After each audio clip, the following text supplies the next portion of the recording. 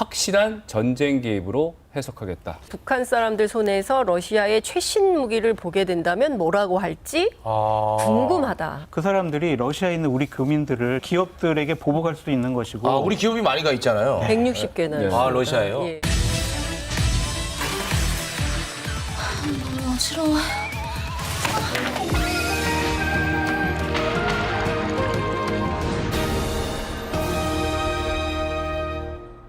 안녕하십니까? 네, 안녕하십니까. 네, 오늘 다룰 이야기가 많아서 바로 좀 들어가 보겠습니다. 많은 분들께서 깜짝 놀랐을 것 같고 잠이 화들짝 깼을 것 같은데요. 윤석열 대통령이 우크라이나의 군사 지원 가능성을 열어뒀다라는 기사가 나왔습니다. 네. 물론 전제 조건이 있습니다. 민간인에 대한 대규모 공격이 있거나 아니면 국제사회가 도저히 묵과할 수 없는 수준의 대량 학살이 있거나 아니면 전쟁법을 중대하게 위반했을 때에는 네. 그때는 인도적 지원이나 재정 지원만 고집해서는 안 되겠다. 그러니까 그것은 반대로 해석을 해보면 다양한 지원 가능성, 특히 군사 지원 가능성이 있다. 이렇게 볼 수 있겠죠. 네, 그동안에는 우크라이나에 군사 지원은 절대 없다라는 네. 게 우리나라의 정부의 기존 공식 입장이죠. 그러다 보니까 이제 깜짝 놀랐던 네. 건데 이 간단한 인터뷰가 아닌 것 같습니다. 어떻게 보셨습니까? 먼저 왜 영국의 통신회사인 로이터랑 이런 또 인터뷰를 하셔가지고 네. 이런 말씀을 하셨는지 좀 원망스럽다라고 좀 말씀을 원망스러워요? 드리고요. 원망스럽죠. 네. 미국 가시는데 왜 영국 통신회사랑 왜 인터뷰를 해요? 그러니까 이 시점에 그 통신사랑 인터뷰를 하게 했다라는 것 자체가 저는 솔직히 참모들의 전무적인 판단이 전문의 판단 조금 문제다. 미스가 있지 않았느냐는 네. 좀 생각이 드는데 무기 지원 불가라는 정부 입장은 변경된 것이 아니다라고 외교부와 대통령실에서는 해명을 했습니다. 네. 하지만 이제 기존에는요 가능성조차도 차단했거든요. 그렇습니다. 근데 이제 조건부를 달았잖아요. 조건부라도 지원할 수 있다라는 뉘앙스로 비춰지는 것은 네. 상당한 외교적인 파장을 불러일으킬 수밖에 없다라고 네. 말씀을 드리는데 결국에는 대통령께서 다음 주에 미국 방문하시잖아요. 네. 그때 국제사회와 발맞추려고 하는 것이 아니냐. 그러한 것을 먼저 좀 자락을 깔아놓은 것이 아니냐. 선제적으로. 그런 좀 생각이 들어요. 네. 왜냐하면 작년에 11월 달에 나토의 의장이 와가지고 예. 한국 네. 우크라이나에 무기 지원해라. 막 맞습니다. 이런 식의 요구를 막 하기도 했었고 네. 미국도 계속적으로 요구를 했었잖아요. 그렇습니다. 그러니까 그런 점에 있어서 대통령께서 그러한 것을 좀 미리 어느 정도 좀 보여주려고 이러한 인터뷰를 한 것이 아니냐라고 네. 생각이 됩니다. 복선이 근데 될 수도 있겠네요. 상당히 예. 좀 걱정되는 부분이 우리 많아요. 기자님은 그러면 이 조건부 군사 지원에 대해서 어떤 생각을 갖고 계십니까? 조건부. 그 상당히 위험한 것이죠. 그러니까 조건부라고 하더라도 제가 취재를 보니까 정부 수립 이후에 단 한 번도 우리는 그 군사 지원에 대해서 정확한 입장을 밝힌 적이 없다는 거예요. 네. 그리고 지금까지 보면 우리가 우크라이나에 지원한 내역이 방독면, 방탄 헬멧, 뭐 천막, 모포, 전투식량, 의약품 뭐 이런 등등의 것들을 그동안 지원을 해왔습니다. 네. 그러니까 비전투 분야에 대한 지원을 한 거예요. 인도주의적 지원을 해왔고 취재를 해보니까 최근에 국회 국방위원들이 나토에 갔었더라고요. 가서도 그 자리에서도 한국이 좀 나서야 된다, 이 전쟁에. 굉장히 요구를 많이 받았대요. 그래서 제가 그러면 그 자리에서 여당, 야당, 국회의원들 어떤 입장을 밝혔냐, 응답을 했냐 그랬더니 응답은 못했다. 말을 할 수가 없었다. 이제 이런 얘기를 했어요. 그런데 대통령께서 오늘 로이터 통신 인터뷰를 통해서 그 가능성을 열어뒀기 때문에 지금 전 세계가 일파만파 우리 대통령 인터뷰를 둘러싸고 논란이 확산되고 있다. 상당히 큰 파장이 오고 있다. 이런 생각이 좀 듭니다. 파장 말씀하셔서 지금 외교적 파장이 만만치가 않은 게 윤석열 대통령이 인터뷰를 한 이후에 러시아에서 바로 또 입장이 나왔습니다.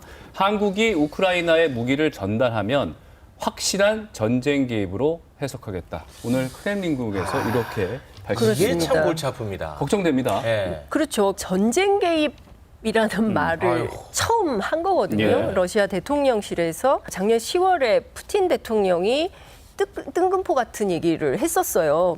만약에 한국이 우크라이나에 대해서 무기 지원 결정을 한다면, 만약에 이 사실이 있다면 그때는 파탄이다. 이런 경고를 한 바 있었거든요. 맞습니다. 근데 이제 똑같은 입장이 좀 나온 것이고요. 근데 우리 정부에서 즉각적으로 좀 입장을 냈는데요.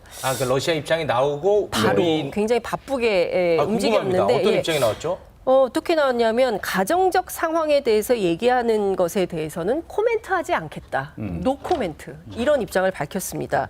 우선 윤석열 대통령의 로이터 통신 인터뷰 내용을 정확히 읽어보기를 권합니다. 이런 말을 했습니다. 그러니까 내가 무슨 얘기를 했는지 당신들 똑바로 읽어봐. 다시 한번 읽어봐. 일독을 권한 겁니다. 읽어보지 않았을까요? 그러니까요.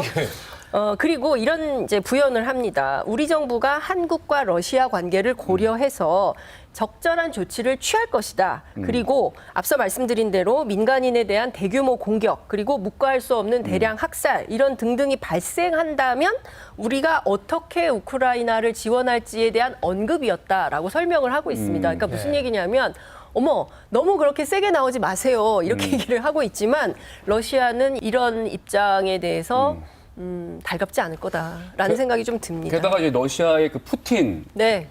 최측근인 메드베데프 전 네. 총리는 더 심각한 발언을 내놓지 않았습니까? 그러니까요. 뭐 한국 사람들이 북한 사람들 손에서 러시아의 최신 무기를 보게 된다면 뭐라고 할지 궁금하다. 그러니까 북한에 자기들이 무기 공급할 거다 뭐 이런 얘기인가 그러니까요. 보네요. 근데 실제로 이것은 당연합니다. 진보 네. 정부가 됐든 보수 정부가 됐든 북한과도 러시아하고도 그리고 중국하고도 일본하고도 미국하고도 항상 사이좋게 잘 지내면서 육자 회담 틀 안에서 다자 외교를 해왔어요. 그런데 이것을 선을 딱 그으면서 북중러대 한미일 이렇게 각을 딱 세웠기 때문에 네. 이렇게 되면 북한에 대한 러시아의 무기 지원 등 전혀 생각하지 못했던 새로운 차원의 공격 가능성이 열리는 거기 때문에 네. 경우에 따라서는 어떤 상황이 벌어질지 아무도 모른다. 오늘 국회 국방위 취재를 하니까요. 국지도발 가능성 얘기도 나오고 있고요. 아유, 그런 말씀 마세요. 네. 위험한 얘기들이 마구 나오고 있습니다. 네. 그러니까 이 일 때문은 아니었겠지만 아까 오후에 러시아의 장거리 폭격기 8대가 동해의 중립 지역을 비행을 했거든요. 그러니까 이러한 것들이 계속 나타날 수 있다라고 보여지는데 러시아와 만약 군사적인 적대 관계가 된다면은 한반도의 위협 상황, 안보 상황은요. 이건 양상이 달라지는 거예요. 네. 지금 러시아가 최신 무기를 북한에 안 주잖아요. 네. 근데 만약에 메드베데프 부의장이 얘기했던 것처럼 최신 무기 북한에 줘봐요. 이거 어떻게 막을 거냐고요. 네. 그러니까 이거는 평화의 양상이 지금 상당히 달라지고 있다라고 네. 보여지는데 지금 너무 미국과 일본만 믿는 것 같아요. 그러한 군사 협력과 동맹을 통해서 북한의 핵위협과 중국의 패권주의를 막겠다는 생각이 강한 것 같은데 네. 러시아까지도 우리 적대 국가로 돌릴 수 있는 이 중차대한 문제는 네. 위기 관리가 상당히 잘 되어야 할 거다라고 말씀을 드리고 이미 이 우크라이나에 대한 군사 지원 방안 부분에 대해서 한미회담 때 의제로 올라오는 거 아니냐 이런 걱정을 하는 분들도 많거든요. 추측의 영역인데요. 네.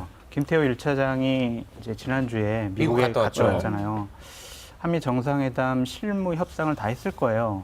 정상회담은 요식적인 행일 것이고 여러 가지 합의문이라든지 뭐 결정문 같은 거, 공동 회견문 같은 거는 이미 작성이 되어 있을 겁니다.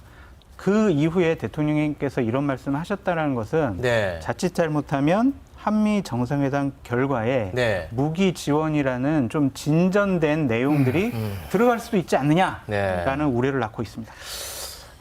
이게 또 이 안보 이슈에서 멈출 만한 이 이야기가 아닌 게 또 이제 경제 이슈랑 다 연결이 돼 있다 그렇습니다. 보니까 이게 정말로 간단한 문제가 아닌 것 그러니까 같습니다. 안보와 군사 문제를 넘어가지고 경제적인 위험도가 높아지는 아니, 것 그러니까요. 같고요. 네. 이런 것과 관련해서 만약에 러시아에 있는 막 스킨헤드 쪽 있잖아요. 그 사람들이 러시아에 있는 우리 교민들을 테러할 수도 있는 부분이고 그렇습니다. 예전에 많이 그런 일이 그런 우려도 벌어졌잖아요. 있네요. 네. 그리고 우리 기업들에게 보복할 수도 있는 것이고 우리 기업이 많이 가 있잖아요. 160개는. 러시아예요? 예. 한마디로. 그리고 뭐 회사의 라면, 용기면은 러시아의 국민 라면으로 맞아요. 예, 칭송이 되면서 네. 60%를 점유하고 있어요. 그러니까 뭐 다양한 이해관계가 쉬운 있고. 문제가 그래서 이제 아닙니다. 제가 네. 대통령실 부탁하고 싶은 게 뭐냐면 아니 그 인터뷰를 좀 자세히 읽어봐 이렇게만 말씀하지 마시고 네. 보다 더 고차원의 위기 관리가 좀 필요하다. 네. 분명히 러시아에 제대로 된 설명이 필요할 것 같다라는 네. 생각이 듭니다. 제가 알겠습니다. 오늘 그 안보 전문가들 취재를 했는데 대통령은 반드시 정책에 신중함이 있어야 된다라는 내용을 강조를 합니다. 무엇이 우리에게 위협이 되고 또 우리에게 이익이 되는 것은 무엇인지 네. 손익계산을 분명히 해서 그리고 국민적 합의 과정을 거친 다음에 가야 되는데 전혀 그런 과정이 없었기 때문에 이것은 민주주의가 없는 정책 독재의 다름 아니다라는 비판이 나오고 있습니다. 정말 큰일이라는 우려가 쏟아지고 있습니다. 자, 지금 계속해서 두 번째 곰탕을 한번 끓여보도록 하겠습니다. 송영길 전 대표의 책임론은 점점 커져가고 있습니다. 송 전 대표가 이번 의혹에 직접 개입됐다는 정황도 추가 보도되고 있습니다. 송영길 전 대표가 있어야 할 곳은 프랑스 파리가 아니라 대한민국 국민 앞입니다. 떳떳하다면 피할 이유도 미룰 이유도 없습니다. 작은 잘못이라도 있는 것이라면 국민들 앞에 무릎 꿇고 사죄해야 합니다. 민주주의를 더 이상 후퇴시키지는 말아주십시오. 안 난리죠. 네, 지금 민주당 지도부를 포함해서 초선 의원들은 송영길 전 대표 조기 귀국을 굉장히 압박하는 모양새인데 실제로 또 취재를 해 보셨습니까? 초선뿐만이 아닙니다. 네. 재선도 그렇고요. 실제로 그 민주당의 최대 한 70에서 80명 정도 국회의원이 모여 있는 더미래 의원들이 오늘 또 공식적으로 발표를 했고 또 다음 주에 민주당 원내대표 선거가 있는데 원내대표 출마한 후보 중에 한 명인 김두관 의원 같은 경우에는 탈당을 해라. 이런 얘기를 하고 있습니다. 그리고 실제로는 만약에 송 대표가 계속 안 들어오고 버티면 출당 조치도 해야 되는 거 아니냐라는 얘기까지 나오고 있습니다. 그러니까 초기에 이번 주 초에 들어오겠다, 언제까지 오겠다라는 입장을 정했다면 당내에서 이렇게까지 부글부글하지는 않을 텐데 지금 상황은 송 전 대표의 태도에 대해서 오히려 더 격분하는 이런 상황이고요. 네. 마침내 지금 구체적인 명단이 당 자체 조사에 의해서 나오고 있는 것 같습니다. 그래서 뭐 실명을 말씀드리기는 어렵지만 네. 명단까지 나오고 있는 마당이기 때문에 송 전 대표가 더는 참 물러서긴 어렵고 네. 그 얘기도 합니다. 정치를 그만둘 때 그만두더라도 당을 이렇게 힘들게 하고 정리를 해서는 본인에게 더 불명예스러운 거 네. 아니냐. 그 전에 조기에 들어와서 책임 있는 태도로 전직 당대표답게 네. 정리를 좀 하시면 좋겠다. 민주당 이런 얘기가 내에는 뭐 나오고 있습니다. 개파와 관련 없이 다 비판적인 목소리를 내고 있다고 그렇습니다. 보면 되겠군요. 예, 뭐 네. 개파, 그다음에 선수, 뭐 남녀, 노소 상관없이 지금 모두가 같은 마음으로 왜냐하면요 너무 심각한 네, 네. 이슈이기 때문에 그렇죠. 그렇지만 이제 송영길 전 대표는 우선 오는 22일 프랑스 현지에서 기자회견을 통해서 모든 걸 밝히겠다고 했는데 어쨌든 지금까지는 자신은 몰랐다라는 입장 아니겠습니까? 이 부분에 대해서 어떻게 생각하십니까? 20일 기자회견에서도 네. 모든 걸 밝히지 않을 것 같아요. 아, 그렇게 보십니까? 네, 나는 뭐 상관이 없어요. 네. 그냥 뭐 알아서 한 것이죠. 그런 식으로 얘기할 것 같다는 좀 생각이 들고 22일 날 기자회견 하겠다는 것 자체가 조금 저는 의문스러워요. 그러니까 시간이 너무 많이 남았잖아요. 그러니까 그동안 여러 가지 상황을 좀 파악을 해보고 말도 맞춰보고 장소 섭외 문제를 좀 삼는 것 같더라고요. 장소야 뭐 길거리에서 하면 어떻습니까? 아, 그렇습니까? 지금 이 상황이 이렇게 급한데 네. 지금 한가하게 장소를 섭외해야지 이러고 있을 때가 아니지 않습니까? 네, 네. 송영길 당대표는 너무 한가한 생각을 네. 하고 있고 본인이 어떻게 하면 살 수 있을까 그 방법만 강구하는 것 같아요. 알겠습니다. 뭐 이 관련해 갖고 녹취록이 지금 계속해서 나오고 있으니까 네. 저희가 관심 있게 또 지켜보기로 하고 예. 오늘 또 4.19 기념식이 있었죠. 네, 자 63주년 4.19 기념식에서 윤석열 대통령이 기념사를 했는데 우리가 피와 땀으로 지켜온 민주주의는 독재와 폭력과 돈에 의한 매수로 도전을 받을 수도 있습니다. 거짓, 선동, 날조 이런 것들로 민주주의를 위협하는 세력들은 겉으로는 민주주의 운동가, 인권 운동가 행세를 하는 경우를 세계 곳곳에서 저희는 많이 봐왔습니다. 4.19 혁명 열사가 피로써 지켜낸 자유와 민주주의가 사기꾼의 농락당해서는 절대 안 되는 것입니다. 네, 4.19 기념사입니다. 네. 돈을 매수하고 거짓과 선동으로 민주주의를 위협하는 세력이 있다. 그리고 사기꾼이라는 단어도 나왔습니다. 예. 사기꾼. 대통령 연설문에 사기꾼이라는 단어가 쓰인 적이 있나 싶을 정도로 저는 개인적으로 놀랐습니다. 저도 처음 봤습니다. 네. 예, 사실은 대통령의 연설문이라는 것은 역사에 길이 남는 기록이기 때문에 상당히 그 단어를 엄선해서 씁니다. 아. 특히 연설 그 기록 비서관들이 아무 단어나 잘 안 써요. 뭐 국어사전 찾아봐서 가장 적합한 단어를 찾는다고 하거든요. 네. 그런데 뭐 보면 살벌합니다. 뭐 사기꾼, 뭐 독재, 폭력, 돈, 뭐 별별 얘기가 다 나오고 있는데요. 너무 사납다. 그러니까 이를테면은 4.19 혁명은 잘 아시는 것처럼 대한민국 민주주의 법통을 잇는 3.1운동, 4.19, 60, 그리고 지난 2016년에 있었던 촛불혁명에 이르기까지 대한민국 시민운동의 역사를 잇는 굉장히 중요한 한 분기점이 됐던 우리 헌법 정신에 그렇습니다. 네. 헌법 정신에도 포함이 돼 있고요. 그러면 사기꾼이 누굴까요? 라고 민주당에 취재를 하니 저희겠죠. 그렇게 얘기합니까? 예, 저희를 아. 지칭하지 않겠습니까? 지난번에 뭐 주사파라 그러더니 이번에는 사기꾼까지 우리를 물고 늘어지는 거 근데 이게 아니냐. 연설비서관하고 이제 조율을 한다고 하셨는데 이게 조율된 발언일까요? 아니면 대통령이 직접 이렇게 좀 사기꾼. 의지를 갖고 썼을까요? 대통령실에 따르면 네. 기념사는 윤 대통령이 전날 늦은 밤까지 직접 고쳐가며 준비한 내용이다라고 공식적으로 밝혔습니다. 네. 그렇다면 대통령의 생각과 의지와 판단이 들어가 있는 연설문이다라고 볼 수가 있는데 네. 조금 좀 우려스러운 거는 저런 공식적인 어떤 기념식에서는요, 감정적이거나 자극적인 단어가 들어가는 것은 좋지가 네. 않습니다. 그 행사의 취지에 맞게 원론적이고 위로하는 그러한 내용들이 주로 이루어야 되는데 네. 저러한 내용이 좀 부각이 되잖아요. 그러면 본 뜻의 취지가 다르게 해석이 된단 말이에요. 다른 논란을 불러일으키고. 제가 이 취재를 해보니까 해프닝이 있었어요. 네. 그러니까 원래 그 대통령의 이런 그 기념사 같은 경우는 미리 기자들한테 나눠줍니다. 미리 배포를 하고 엠바고를 걸어요. 예. 그래서 그 이튿날 몇 시에 써주세요라고 해서 일제히 풀을 했어요. 그랬는데 없던 문장이 현장에서 추가가 됩니다.